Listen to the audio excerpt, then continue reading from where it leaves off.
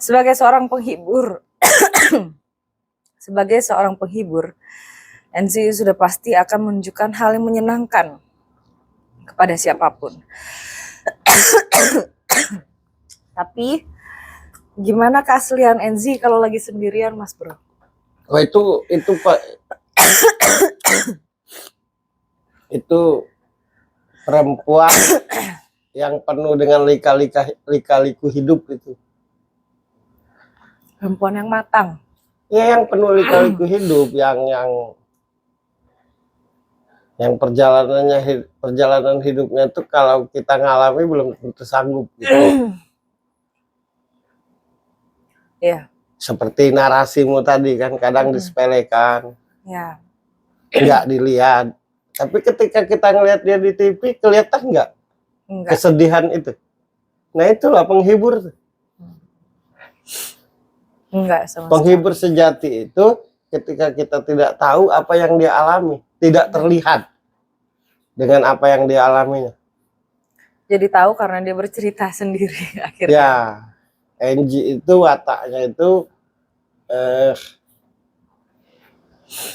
segala sesuatu itu tidak ceroboh. Jadi mikirnya tuh matang, baru memutuskan. NG itu pribadi yang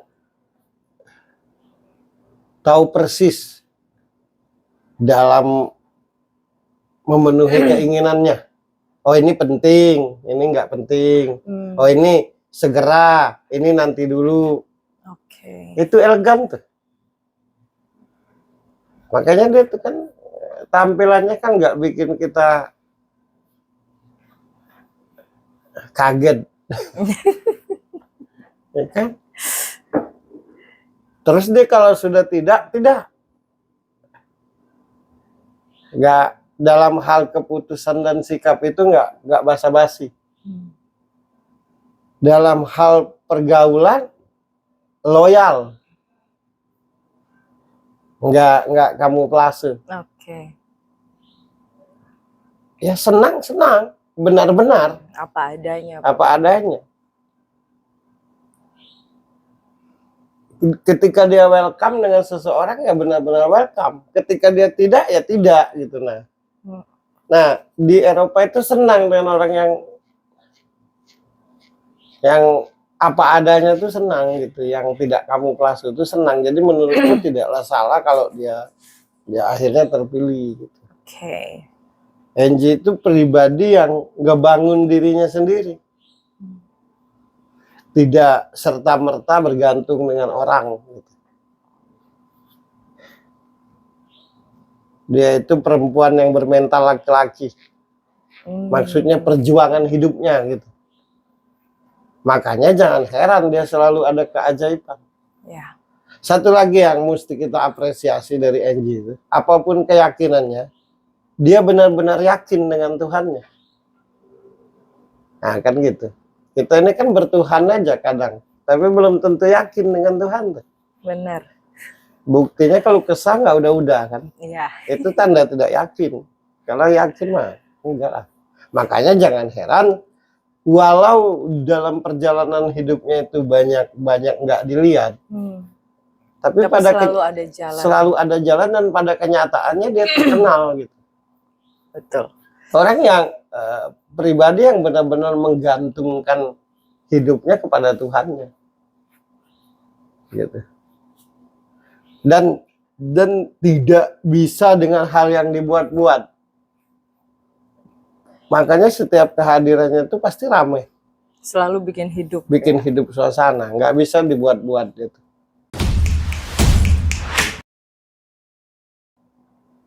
Ya gitu aja. Terus ini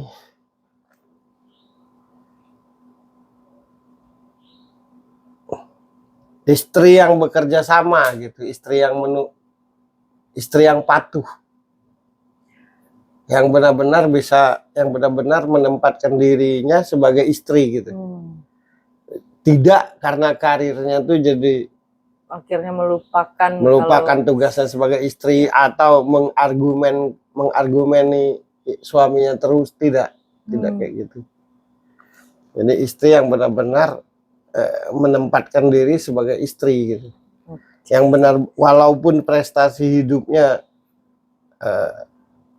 bagus gitu, terkenal, tapi dia tetap sadar betul ya. tetap menempatkan suaminya ya imamnya.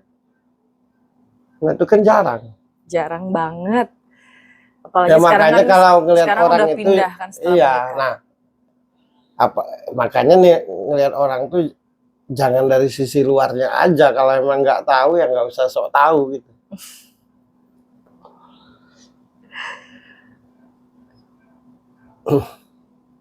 Terus Enzi kan saat umur 17 itu, jadi dia punya cita-cita. Punya cita-cita waktu itu ingin kuliah, terus masih dalam keinginan untuk mencari di mana ayahnya. Di titik dia mau kuliah itu juga tiba-tiba dia tahu kalau dia kena autoimun. Nah, menurut lo sendiri ya Mas Bro, kenapa sih ini banyak ya sekarang ini yang kena autoimun? Menurut lo sendiri apa sih sebabnya? Terlalu banyak yang dipikul, terlalu banyak yang dipikirkan. Orang-orang autoimun itu penyebab utamanya tuh karena nggak mikirin diri sendiri. Okay. Jadi punya kepedulian yang tinggi, tapi dia belum mampu untuk menghadapinya, untuk memenuhinya. Oke. Jadi tidak bisa dengan orang itu cuek gitu. Itu. Jadi dia tanggung jawab terhadap dirinya sendiri, tanggung jawab juga terhadap orang lain, memikirkan nasib orang banyak gitu. Tapi belum bisa. Nah, kebeban biasanya orang-orang kayak gitu tuh. Oke. Tiap-tiap orang yang punya autoimun itu menurutku karena terlalu banyak yang dia pikirkan. Dan itu bukan untuk dirinya sendiri justru. Jadi orang yang punya tingkat kepedulian yang tinggi itu kadang-kadang merasa capek sendiri gitu. Oke. Dan itu juga sembuh. Orang yang masa bodoh akan orang lain pasti dia kelihatan sehat terus.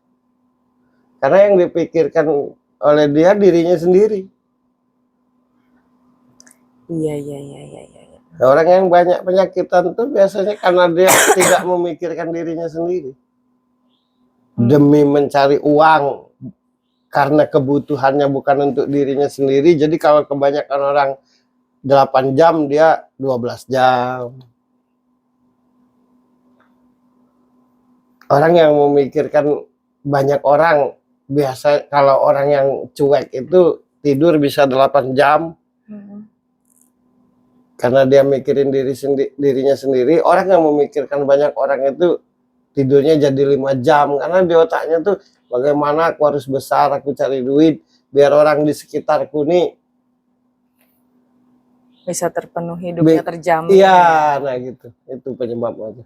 Oke. Daya tahan tubuh kan autoimun. Iya. Itu yang nyerang ke kulit. Iya. Atau ke misalnya gatal-gatal ya. Kan, sendi-sendi kan gitu-gitu kan. Banyak macamnya gitu, banyak. Iya, orang di mana orang tidur dia bangun. Di mana orang istirahat dia kerja. Tapi yang daya tahan tubuh itu akan hilang itu bukan karena banyaknya kerja justru. Karena banyaknya yang dipikirkan. Kan kalau kita banyak pikiran kan efeknya ke batin. Iya. Ke hati kan. Nah, Angie itu tingkat sosialnya tinggi. Apalagi pada waktu itu kan ibaratnya tuh diterima atau tidak dia tulang punggung. Betul. Begitu kan? Dulu gue berteman. Dulu berteman ya, kayaknya sering WhatsAppan ya Mas Enzi. Iya, makanya tahu gitu. Oke, tapi itu juga sembuh ya, itu salah satu yang dia ceritain keajaiban dalam hidupnya. Sembuh itu ketika dia sudah bisa menerima tanggung jawab itu. Jadi gini, aku peduli dengan banyak orang dan aku tidak bisa menghilangkan itu, tapi aku tidak terima aku seperti itu. Nah, disitulah akhirnya daya tahan tubuh tuh berkurang bahkan hilang. Belum menerima ya. Tapi ketika aku menerima, oh iya memang hidupku kayak gini. Nah, jadi merdeka melakukannya. Oke. Itu penjelasannya tuh. Cerdas banget kan gue ya. Sekarang jadi dokter kan. Dokter mentalis. Dokter mental.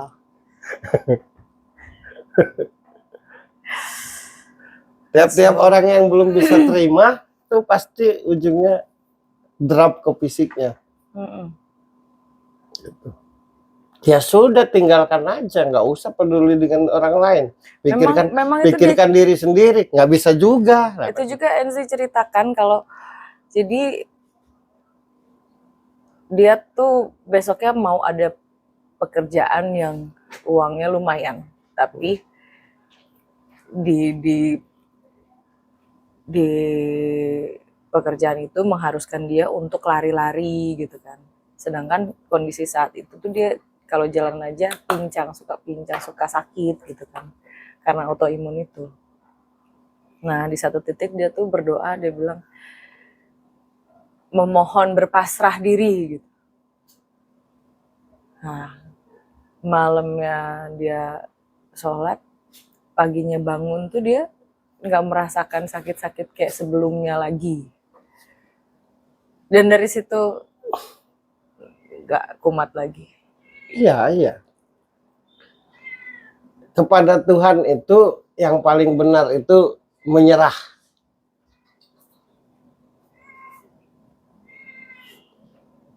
Jadi otak kita itu kita gunakan untuk merencanakan, membuat, mengkonsep.